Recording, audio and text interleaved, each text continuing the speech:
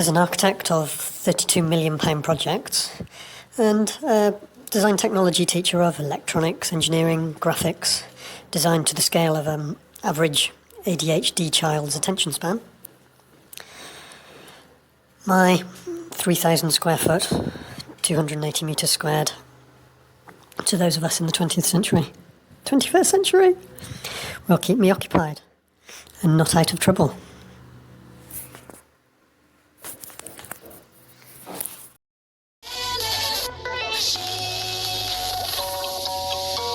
If you think you might perhaps like a train wreck of a podcast, this shows every likelihood of being a slow motion car crash of a channel. There's no trickery. All clickbait thumbnails have some poetic quick link to humorous parts within any of the particular videos in general. Relevant to content, a lot of it's gossip type stories, dilemmas, giving you a window on a niche in life that you wouldn't necessarily have discovered. Topographic pinch point, feudal gatekeeper power house. Radio station très fort, très pur. Where I live, it's like a gateway to the playground of the Alps. And if you were to expand that a little bit, you could say that Annecy is a bit like a gateway, an intersection to the Western Alps more generally. You've got the Chamonix-l'Arve Valley, and then another turning to the Tarentaise Valley. The thing is, though, that this makes Annecy a bit of a huge, not so attractive in places, spaghetti junction of motorways, highways, whatever you want to call them. But they're all quite urban, so it's all quite tight.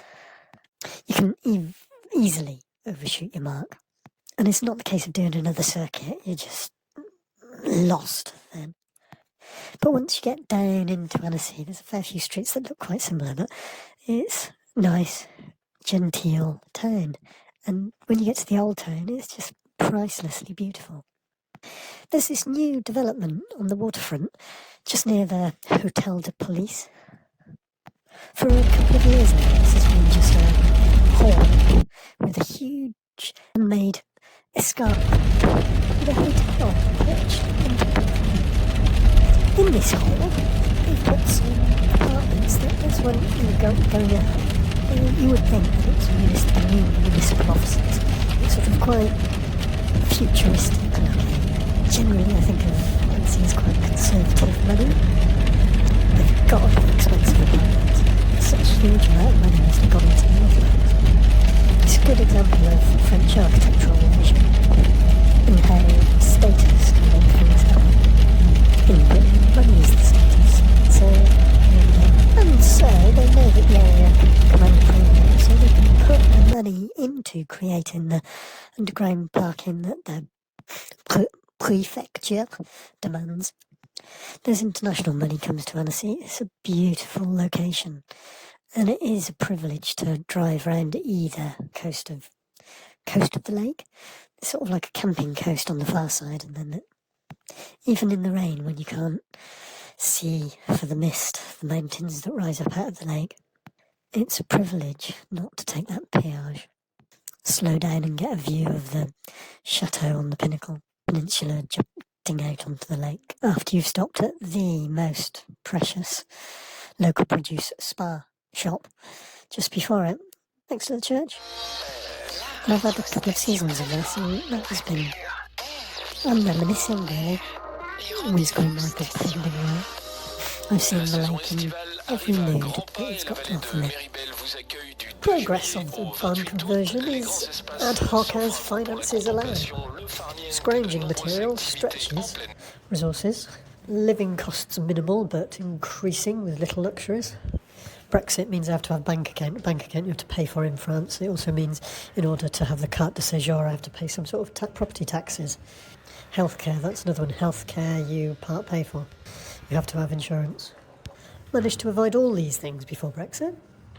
But the things we do, the jobs we have done, the temporary agency work to get the funds in, to get back, to exactly where you feel you belong. Okay, I'd like to have a moan, but I do know how lucky I am. Oh yes, the build. So the 3 floors are in, and there's an extra just in case beam, and there's the mezzanine level in as well, the 2 beams, and all the close space joists are in, with the nice little corbels, cut corbels that I did. Is that a lamb's tongue shape? Then there's acoustic plasterboard on top of the joists, multi-foil insulation, and then the floorboards on top of that. So early on, I bought lots and lots of ply, intending using that as the floorboards, quality ply, but I'm always trying to improve the quality. I've got really quite a lot of 1.5 inch thick, wany-edged rustic floorboards, wall boards, jail boards, that I want to have as features in a all-white floor generally, but the ply isn't 1.5 inch thick, obviously. I'm starting to think that it needs to be more rustic boards than white. The oak floorboards of the mezzanine level aren't down yet, but they will tie together with the rustic. Now, how to do the skirting on each level. The level below is the diamond pattern, diagonal, perhaps better described, pattern, 1.5 metre long, 2 metre long floorboards of 9-inch pine planks. Peter Piper picked a peck of picked pepper. Would it be overkill on the skirting to have pine skirting as well? I think tall white skirting there that I've managed to salvage from somewhere, and white skirting on the rustic and white floor as well. Perhaps I'll tie it in a little bit together. But then on the lowest floor, the mezzanine oak floor won't have any skirting really. On the lowest floor, there's like a beige concrete slab. Pleased with this 55 metre squared of floor. Troweling and troweling to a polish. Next day, wet, soak and polish again. And again. And you get it. And I don't know what type of skirting this should have. I think that might end up with these tall pine varnished skirting boards that I've salvaged from somewhere. But I'm just a bit worried at the moment that I might be kidding myself that this is all going to tie in. There is a sort of a theme to it. But the sobering reality is that I've laid all this knowing that I'm going to just jack up a couple of 3 or 4 of the beams, the steel beams that the joists are sitting in, because I want to improve the quality again. Rustic level, I'm no longer satisfied with. I want laser accurate level. Getting steel beams into the, often existing holes in granite walls, it's either up the size of a block or down the size of a pierre, a brick, a stone. You can't cut granite to get it exactly where you want it. It's going to be my granddad's old car jack that's going to do the trick for me.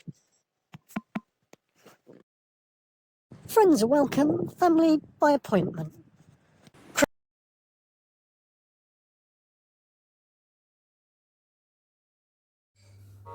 So it's no secret anymore.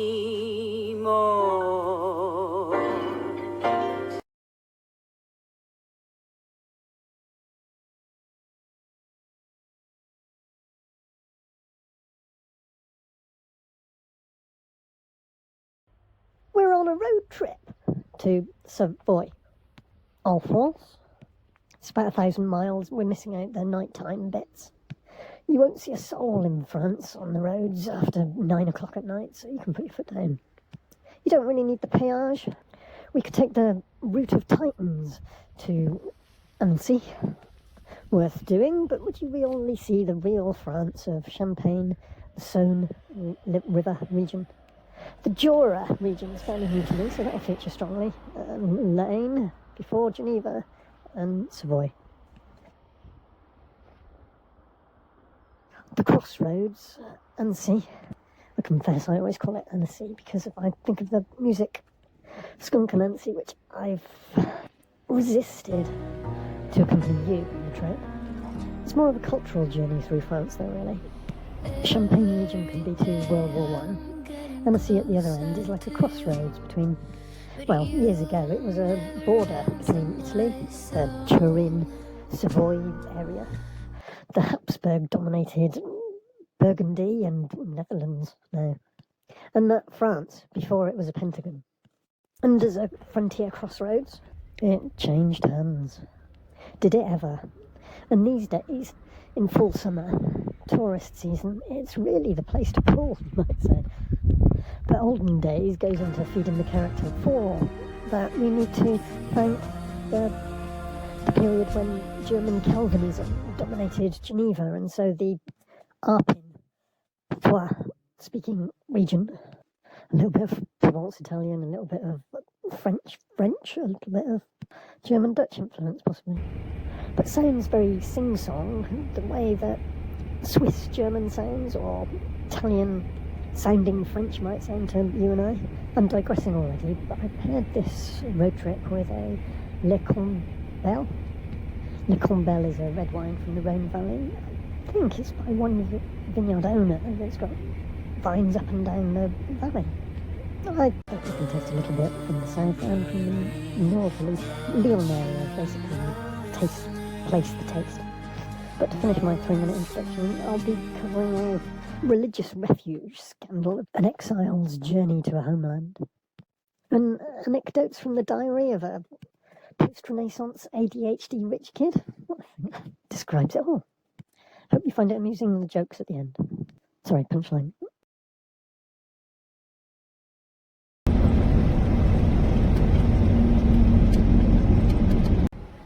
Burgundy region is like big bucks money of the past. French Comte is sort of where the rebels would have retreated to the mountains, where guerrillas would have descended from. There's the Table Jura and the Folded Jura. These physical mountains, I think it'd be fair to call them mountains, are across one of the top higher pentagons sides of France, where it joins the top of Switzerland. Switzerland has cantons, and several of them open out onto the Jura Mountains of France. The Jura Mountains take a bit of a wave form, a couple of them rolling up against the northern Alps of Switzerland. The cantons and their further hinterland sort of elongated like groins on a beach, or hotel sunbeds but river inland, and the analogy doesn't really work. There's a clock-making town in the French Jura, and that's a hinterland of a clock-making Swiss canton out at that proverbial sea. As these ripples of mountains wash up onto Switzerland, interestingly, the Rhine River goes northwards and the Rhone River goes southwards into France, two different directions on two different ripples of the Jura Mountains. There are a few good roads through, but as you might expect, these ridges, it's not easily passed. But very worthwhile, especially if you've got that car or motorbike that you know. The route of the Titans with the viaducts that carry modern tarmac is south of all this, just back on to Geneva.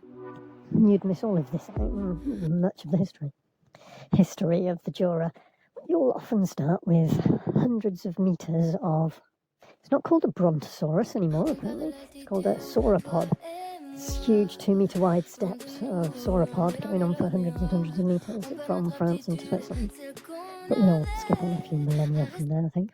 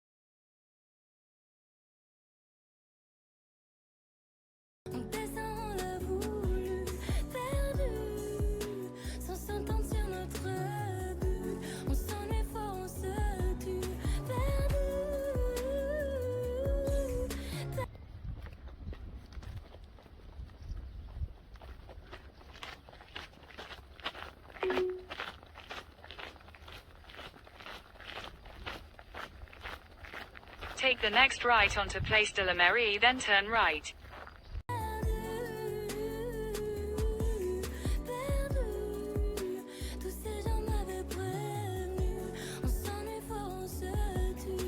I've always wanted to visit this place. Always driving past and it's pitch black, trying to capture it. Don't want to save time. And using it completely all to yourself. You've got this little picture, take a view frame. It's all set up. There's a fun fair next door.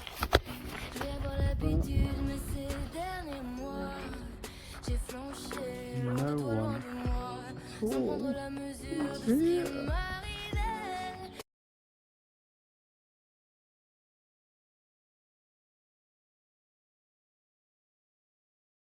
Et c'est arrivé sans le voir venir. Notoriété oblige. J'y prends bien du plaisir, même si j'y perds ma liberté.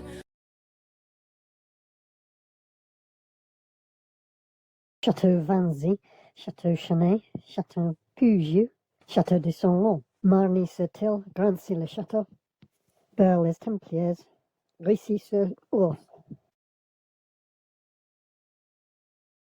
Vouloir trop réussir, la pression du succès des gens, les autres, et nous, qu'est-ce qu'on va devenir? Perdu. Homme Abbey, Saint-Clair, de Poligny, Monasteries, Carmel Saint-Moyer, Condat Abbey, Château Chalon Abbey, Mont Roland Convent, Pontarlier, Romain de la Roche, Bornes-Messieurs, Ormans, Bressancourt, Arc et Senaz, Salins-les-Bains, Saint-Pins, a view of Mount Jolivet. That's to mention just a few of them to get started.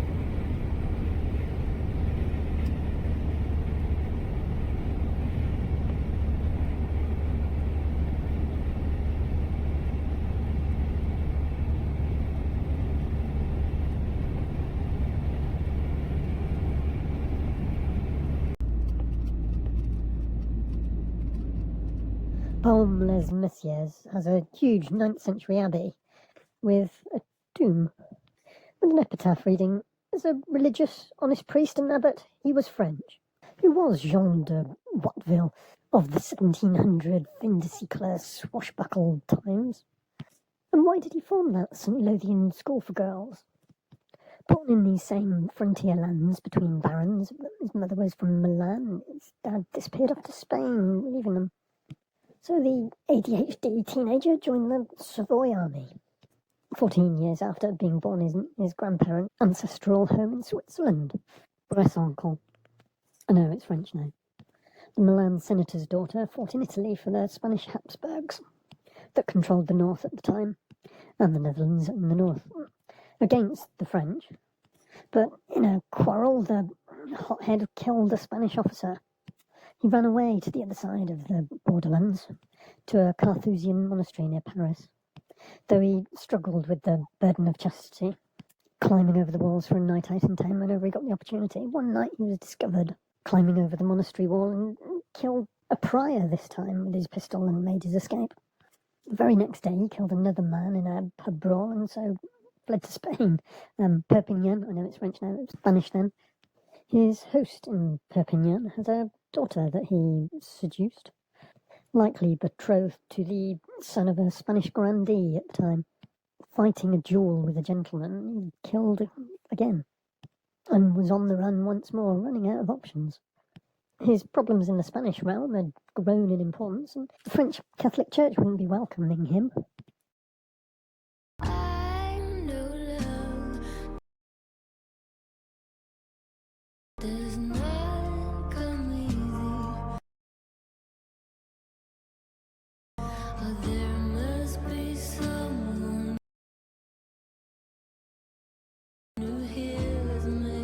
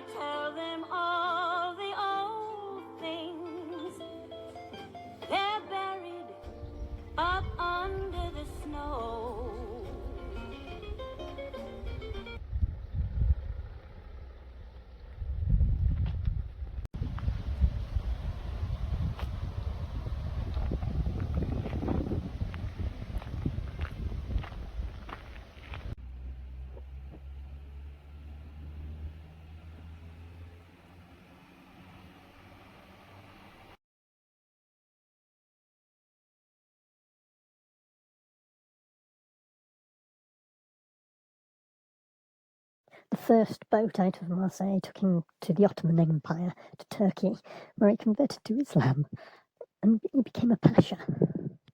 Obviously bright and skilled, as a mercenary at least. He took all the trappings of a pasha of the Ottoman Empire, with slaves and a harem of girls. He was there for 20 years and obviously enjoyed it. Whether he was trusted with, or he just took his knowledge of several Ottoman fortresses to the Venetians when they were wanting to attack, can't be too clear, but he defected to the Venetians in return for a papal guarantee that he would be pardoned and could return to the priesthood. Return, a loose term, because he'd hardly started in Paris. With various rich benefactors, he returned to Burgundy, now plotting to overthrow Spanish rule and replace it with that of Louis XIV of France. Always the ambitious chap, he wanted to become Archbishop of Besançon, but the Pope reminded him about the double murder, breaking of vows, apostasy, and consoled himself with a nearby abbey.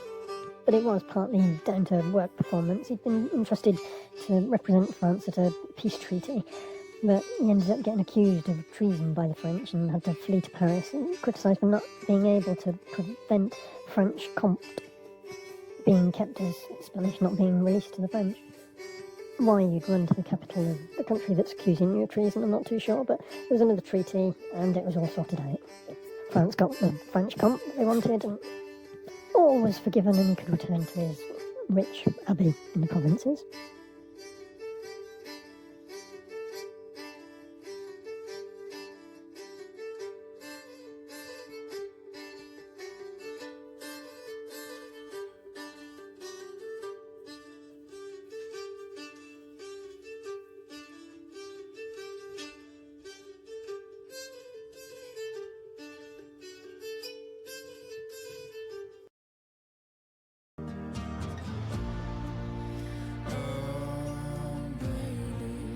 Don't you notice me?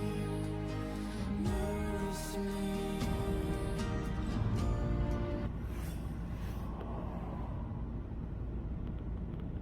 20 years in the Janissaries of the Ottoman Empire of the Peloponnese, all forgotten and behind him, or were they? He navigated the political machinations of Dole and Grey nearby, baron-hosted peace settlements. With his property and dignity restored, he combined a couple of local convents reserved for the daughters of noble families of the province, and combined all the noblemen's daughters' schools of the area all under his control. He rarely came to the King's Court, but was received there with consideration whenever he did. He was little chastised in his morals, euphemistically. He was a quibbler and an authoritarian. He made a reputation for extreme attachment to his rights as a Abbé de Beaune. At the same time, he was described as a pleasure seeker. There is even a mention of the installation of a harem in his castle of St. Lothian under the guise of the House of Education. He partly transformed the buildings of the abbey, particularly his abbot's dwelling, the north transept and the interior decoration of the church, and had a staircase cut at the bottom of the recess to reach Crancot. Dramatic by today's standards, but I can't help but feel he was fairly typical of a baron of the time, adopting the veil of religion, whichever suited him financially. Personally, I find it difficult to describe him as a romantic figure, but that's how the French do. So ready to lose everything, everything.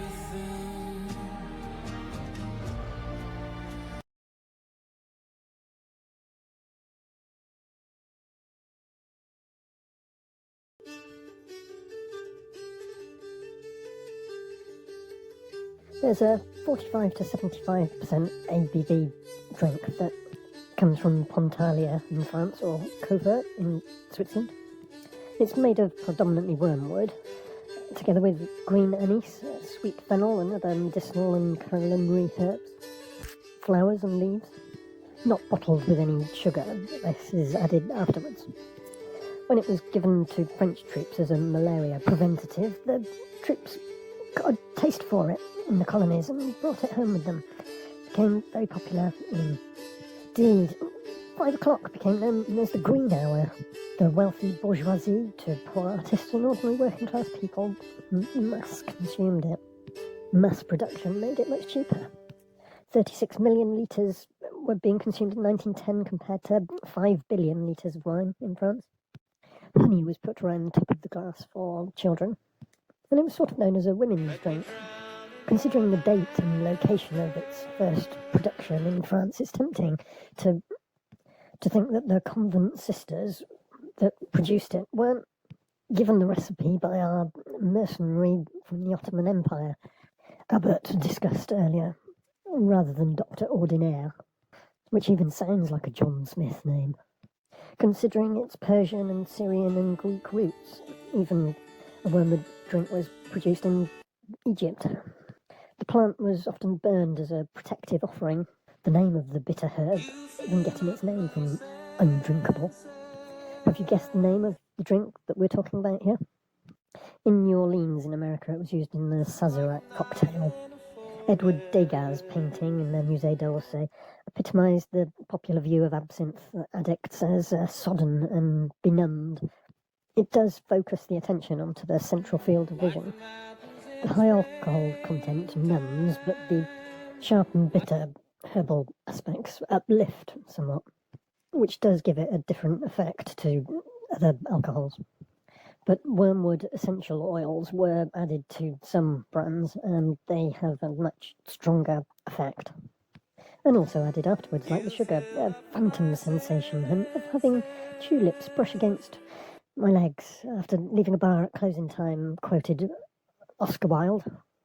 But Art Nouveau graphics and exaggerations and its mass affordability are mainly absinthe's fame or infamy, linked to Thujoy, the chemical constituent in wormwood essential oil and in trace elements of absinthe. Let me give my life to you.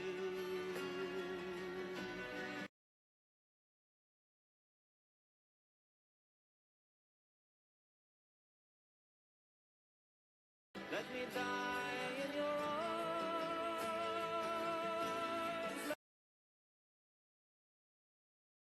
So many places to visit in the weird and wonderful place of Jura.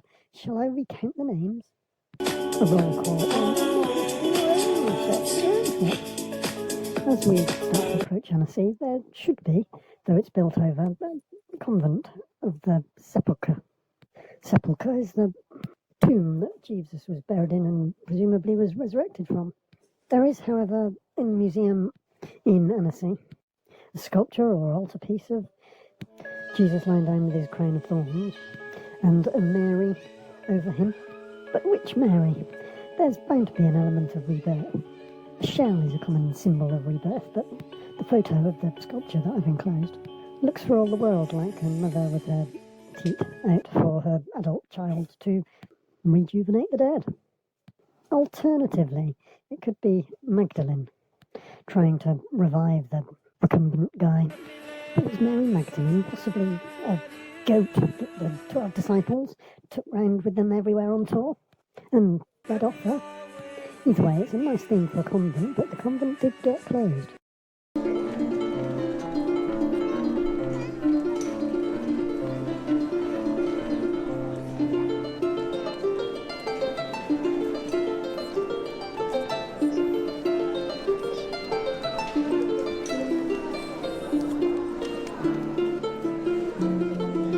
Would have had a benefactor, but what baron or whatever would have been so arrogant as to have the tomb of Christ as his own resting place? And unlikely a hint, it was a very early church. Could it have been the last Roman before they disappeared off up into the hills, abandoning the town for the security of caves like the settlement 2,500 years BC, until a medieval lord came along and enclosed things with ramparts and levied a toll. By the 12th century bringing prosperity, perhaps the locals had given up by then, worshipping the Bonus Aventus statue. The Counts of Geneva transferred their capital to Annecy and built a castle, which became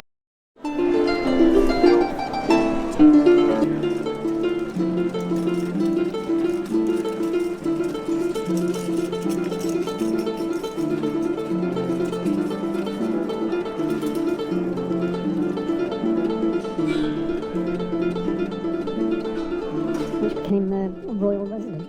When the dynasty came to an end with the death of Robert. Robert? Hey, Rob? Yeah, they were robber barons, weren't they? Annecy devolved to Savoy. Devolved. So innocent a phrase, but there's plenty of more in truth. These were rivals. But there was no further competition. No longer a capital of anything, just a part of the greater Arctic-speaking region. It experienced a period of decline. Well,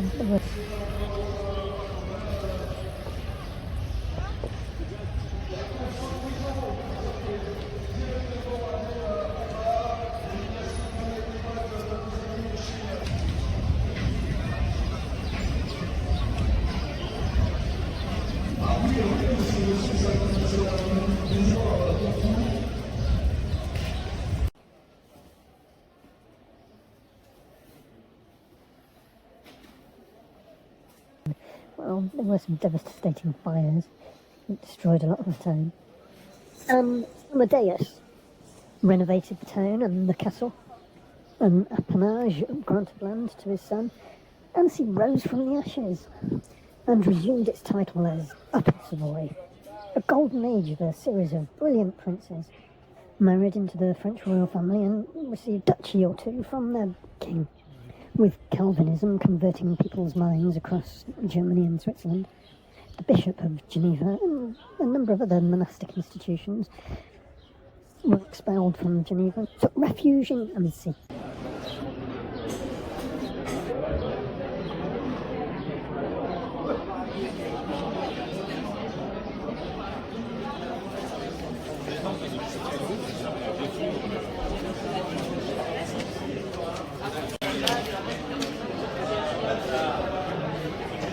The gorge and overflow river of Annecy Lake is gorgeous, but it's not Geneva. Even in this golden age for Geneva, with colleges and academies and several religious Catholic orders relocating here, with the triumph of Protestant Calvinism in Geneva over hearts and minds, the cathedral, then the Maccabean chapter, then the bishop himself arrived, and a warm welcome was extended by their Franciscans. I think Francesca might have been one of the names of the three Australian girls I was talking to that as I arrived in Annecy, that were staying at the new hotel and leisure and residential complex that's fairly recently only just opened, really. One of them bent over and looked at me from between her legs, like touching her toes type position, but with her hands on the back of their thigh to see if I was rubbernecking them, checking them out from the angle. But I let it pass me by, such is my dedication to you. But the warm welcome extended by the Franciscan monks in Annecy around 1535 to the bishop gave way to some disagreements arising from cohabitation and sharing, to the point that a separation had to be envisaged that could only be to the bishop's advantage. The latter gained the support of Rome in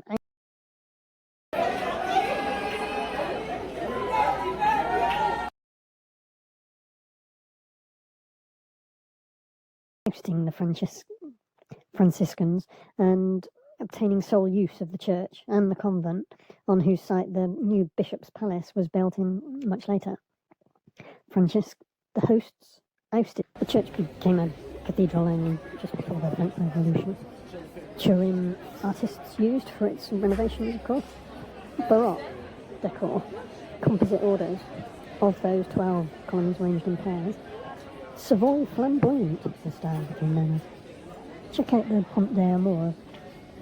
You feel for them, like Francesca. They had only met someone new, invited them to move in. They invited their friend to move in, and then them two invited their boss to come round, who took over, started laying down the law, and then got the ultimate law on his side and got rid of Francesca. All the flamboyant Geneva Catholic orders parading around like peacocks in what they hope is going to be their holiday home under the bishop's watchful eye, having an episcopal time, all the way to the Dwint Peninsula.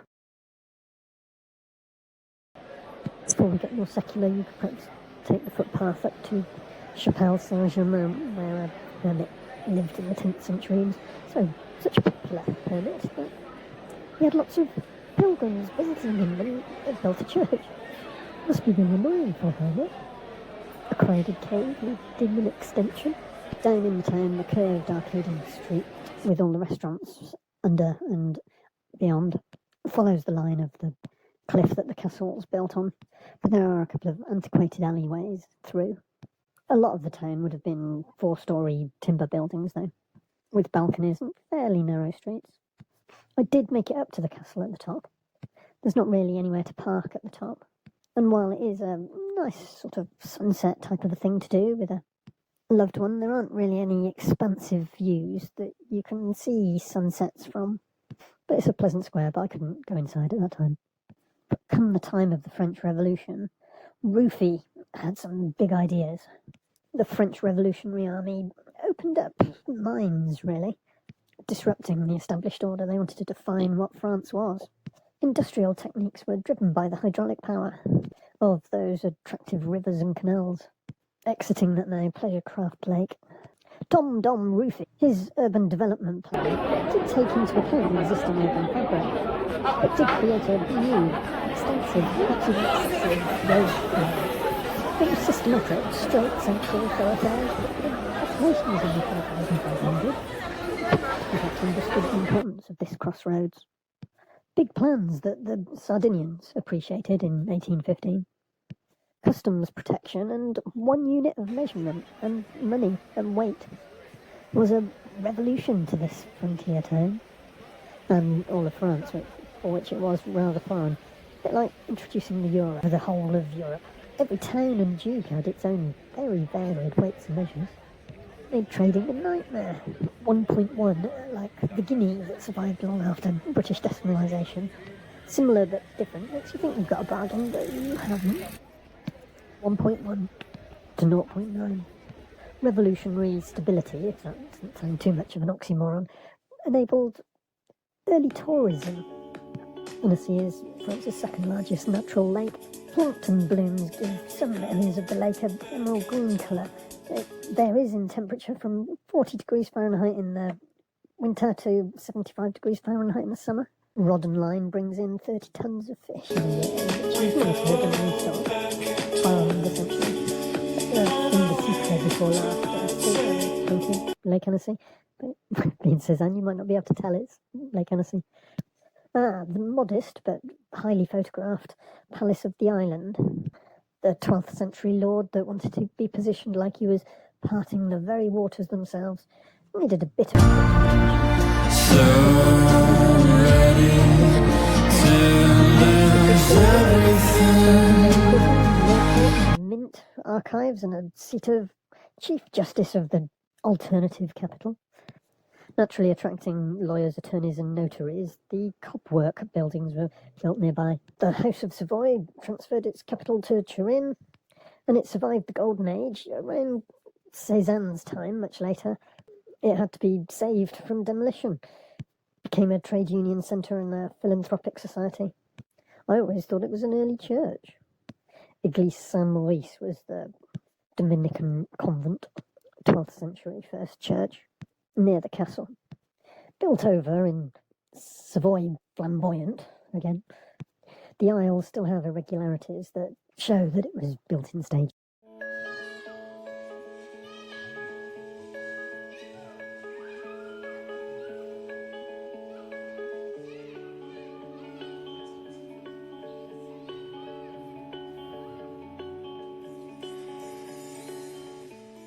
I've seen Lake Annecy in all its seasons. Do get to the other side of the lake, and even if only to enjoy the views from on high. In summer, it's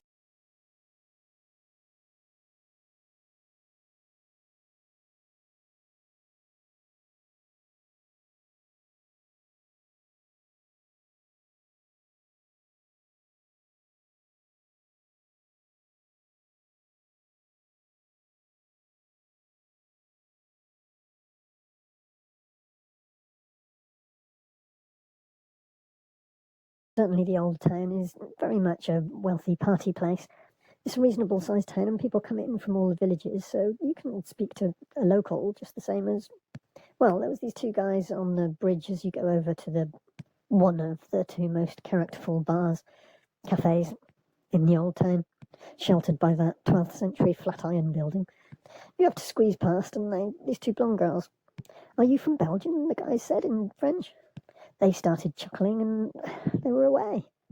They were all four of them from the same town, but it's a big enough town that people don't know everyone. I think they were looking to pick up tourists myself. Because I've got to bring it home, I haven't mentioned Sevrier and the Cloche, the Bell Factory Museum thing.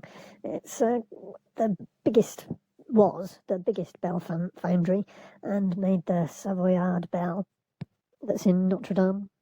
Biggest and oldest, but much newer than Gloucester Bell Foundry that made the bell that signalled the American Revolution victory over the British.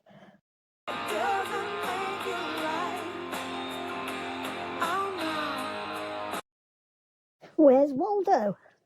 I'd have thought the absinthe guessing game was a very easy one, but who knows?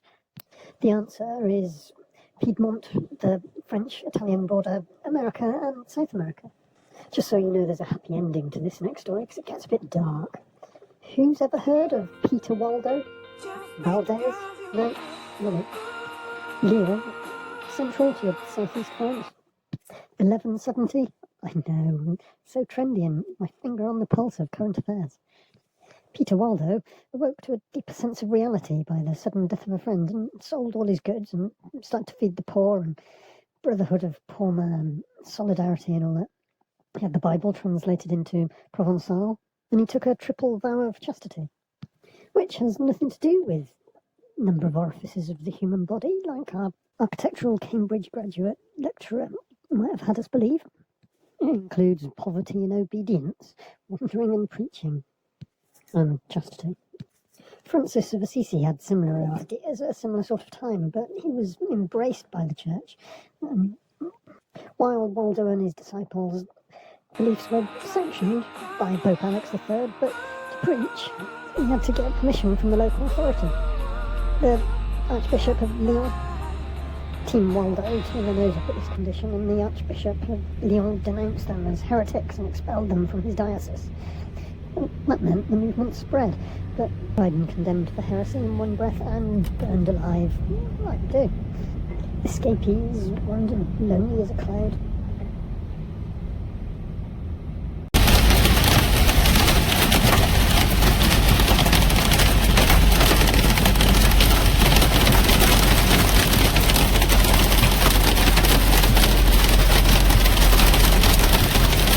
Waldo set up a home in the sparsely populated Piedmont valleys.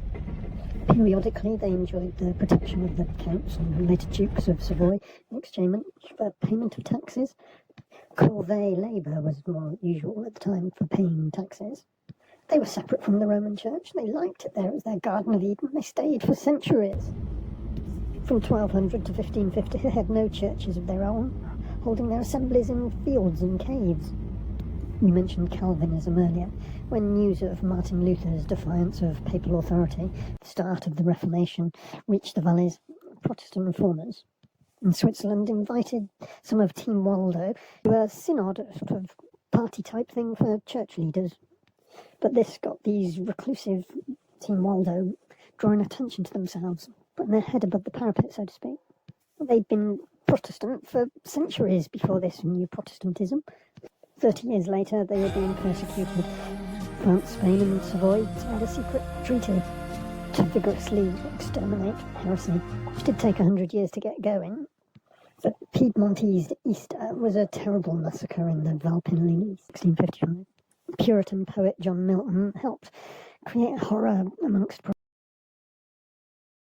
Waldo's hermits, and especially recognised a French Dauphine festival influenced them into resisting and trying to stay in the centuries-settled Valley of Eden, relying on divine protection, which a French and Savoyard pincer movement was able to overcome.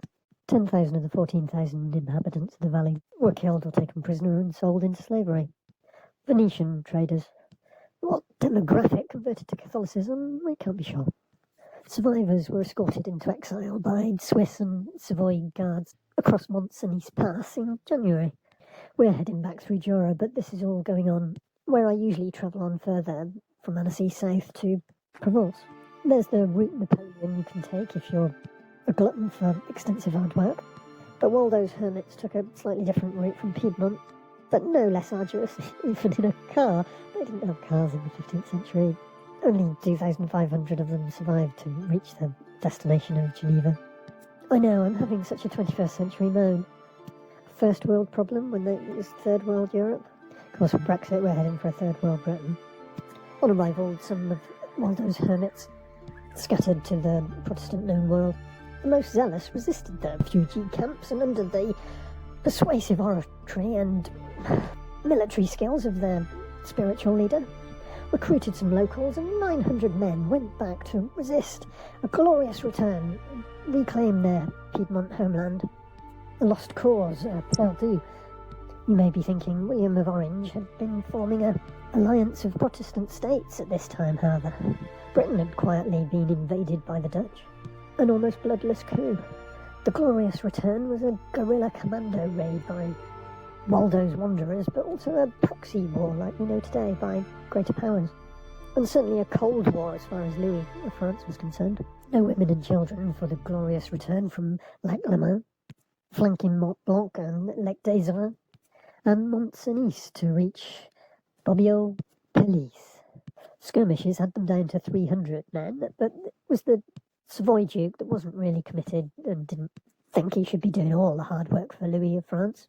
And Catholic Savoy joined the Protestant Grand Alliance and let all Waldo's followers go back to their valleys. Ironically, Arnauld, the leader of Waldo's warriors, was actually born French, and the treaty, giving the peace, said that all French in the valley had to return home. Arnauld was born just inside France and had to leave. It had taken him 10 to 14 days from Geneva to Valpellice. They knew the way, but they took hostages, the richer the better, to act as guides, so Waldo's wanderers could get through a town and over a bridge, then sell the hostage. This worked well in Salanches and Megève. Getting around Aigues-Croches in heavy rain, La Fenêtre and Bonhomme, you may know them, west of Mont Blanc. They got to the tricky burghers of Saint-Foy-Tarentaise, who tried to lure the glorious return with copious hospitality. But it was only a delaying tactic until the militia arrived.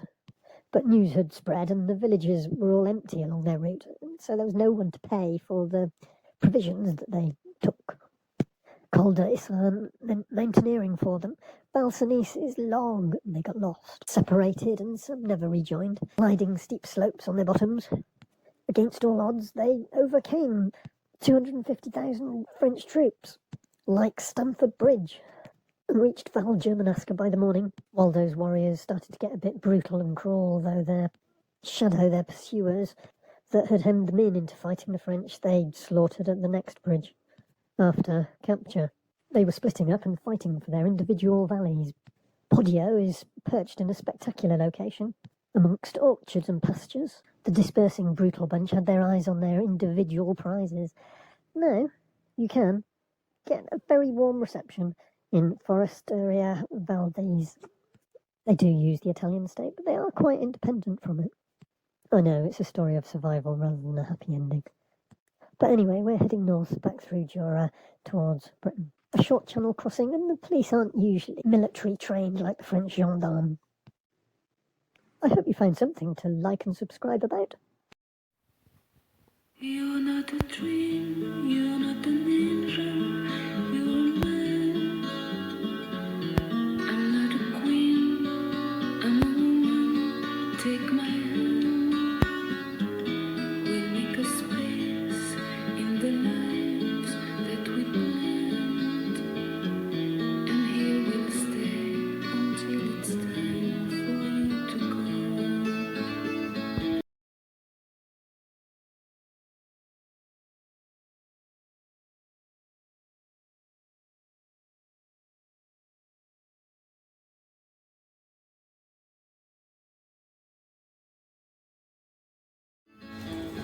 After so many garagistes tell me le motel est mort and do a cutting action on their throat and then mutilate it a bit further and getting it repaired and back to England and sort it out once it's in England from the half-baked job that the French garagist, overconfident, underskilled and half-fitted out work on the motor. After that, I've delivered my next load down to my barn, and I'm empty and I'm heading north back to England. I've done a lot of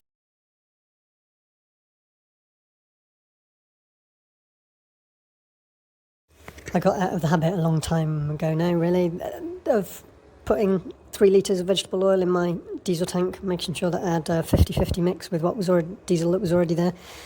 It came to parity with the price of vegetable oil and the price of diesel. It seems to be coming round again, though. Especially in France, there's a vegetable oil shortage, don't you know? Especially when it comes to 2-for-1 offerte. The shelves are empty. Almost immediately.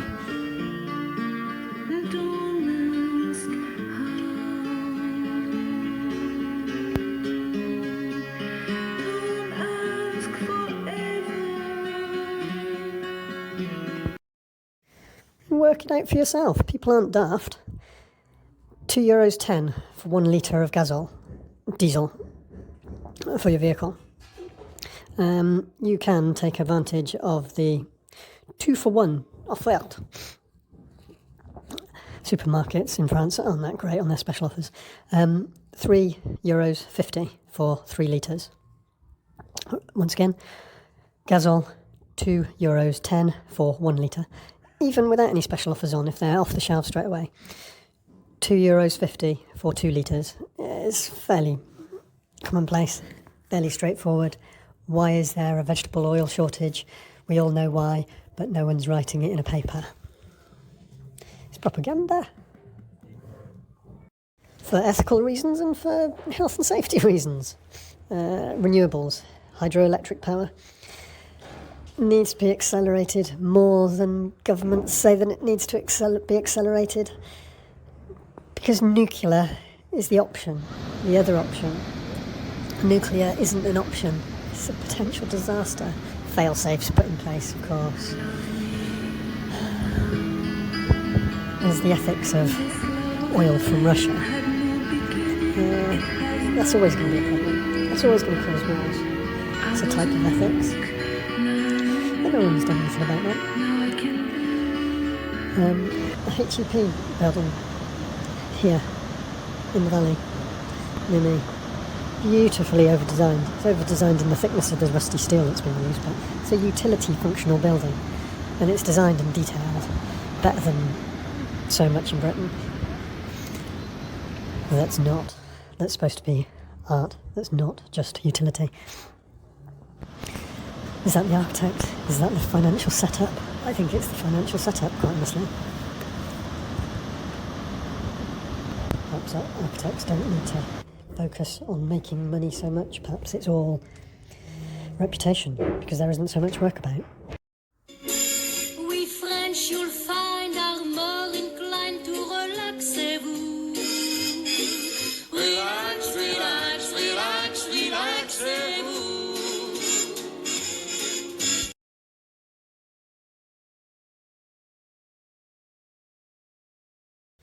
A method statement is usually a written way of doing something safely. They are all in my head, but I'm very aware of my method statements and I consider them very safe. You can remove a hazard, you can replace a hazard, you can isolate a hazard, or you can protect from. That's from most effective to least effective. So like PPE that protects you, that's like the least effective measure. You don't need to protect for something that you've removed as a risk. So it is something that is used only one trade in an area of a building site at any time. That is a method statement. Method. For me, I'm only ever going to be the only trade in the barn. That is an elimination of the slapstick type humour that you get in building sites sometimes. Not really so much one-upmanship, just a sort of arrogance of a big fish in a small sea, or I'm the most important person for me, for my price. I have tried to eliminate, I've replaced temporary structures to get to a level as much as possible. You have to erect these structures, and that's a risk. Scaffolding I'm talking about really there, aren't I? You can isolate things with administrative controls and engineering controls. Just change things, how things are done. You won't see me with gloves on. You will see me with masks on. I'm just emphasising this because you will probably get instructional videos at some point in time of how to scribe a piece of material to irregular shaped surface, like a skating board or something, while creating a lot of mess, or the not creating a lot of waste method.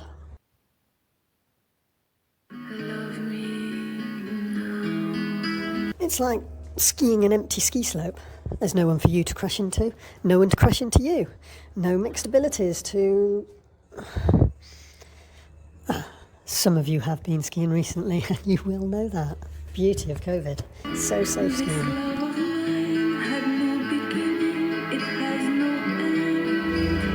For curries, smuggle your own Patak's packet, because it's rare that you'll find a good French curry, and those Patak's packets are rare in Lidl or other else. I was a monk, now I can. Continental shovels, shall I call them? Oh, I just can't use them. It's all about the grippy hand thing on the shaft. The balance is perfect for scooping. Must be some Scottish bloggers in France need them for. Working to UK regulations on their electrics, which are quite different. My minor act of rebellion in that respect was using double insulated British cables, but with a French single insulated earth. One of the biggest tricks is that the earth on the 3-core and earth on the British regs, the earth isn't insulated, so it doesn't pass the French regs. What have I done with the British uninsulated earth that's doing nothing? I'm thinking about tying it to the multifoil insulation so that any earth build-up in the multifoil insulation gets transferred to ground. Blocked in again. I do feel cheated, and it is harassment, but do I want to take my neighbour to court and log in the incidents, or do I want to have a Vichy tantrum? Neither. So my preference on the night before I go home is to sleep out in the van down the road. A pleasant enough little spot. I see the jogger go by in the morning when I wake through the steamy windows. Concrete coming did work once for a little while, but it's like the neighbours, it's like a kids wind up game trying to get reaction, so don't give them a reaction.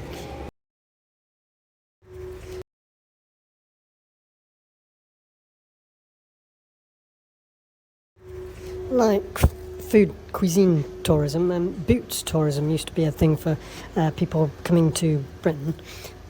Bio shop tourism, by the looks of things, must surely be a big thing. Similar brands but different. Different brands, different obsessions. But 3 in one small town, 3 bio shops, fully stocked like this. The population can't support it.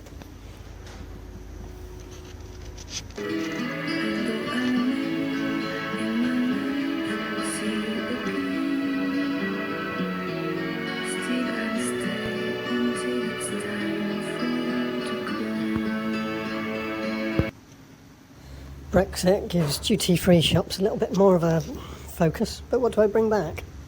Oh, there's the regulations. Perfume, bio stuff, you even allowed. A set of perfume and scented things. Alcohol, too much choice. 3-panel log burner, that's what I'd like to bring back, but it's the COVID thing, they're not on special offer. It was holding me back again.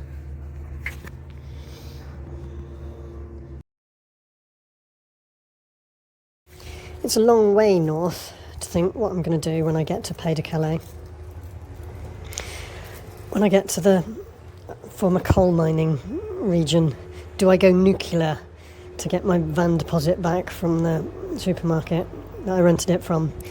Do I try and recover the engine code reset, €200, by fair means or foul? I didn't come up with an answer.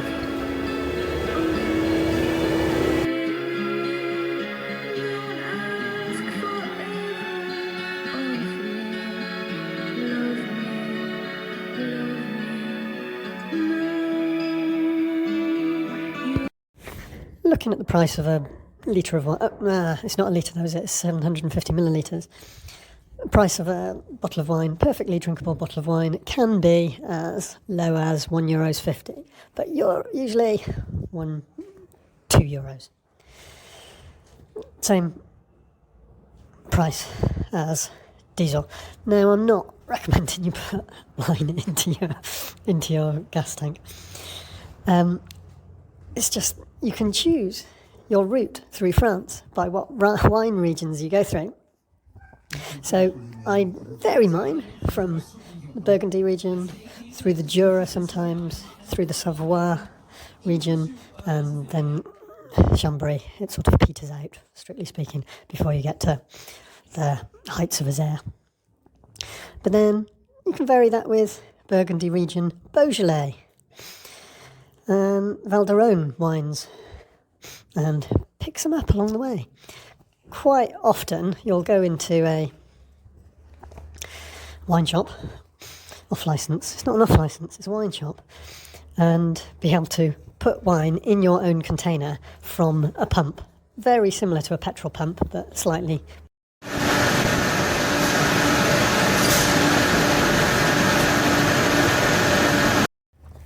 And back to the 3-process grind. Living the dream, living in a dream. Which is worse, dental drills or the making of them?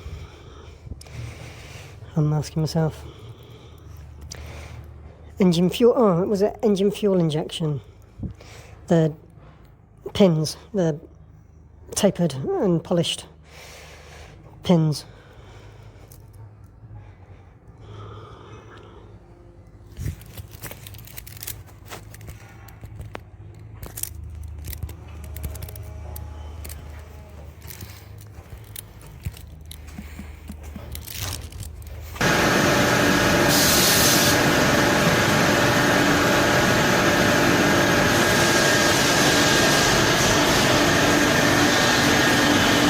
Or were they engine fuel injection pins?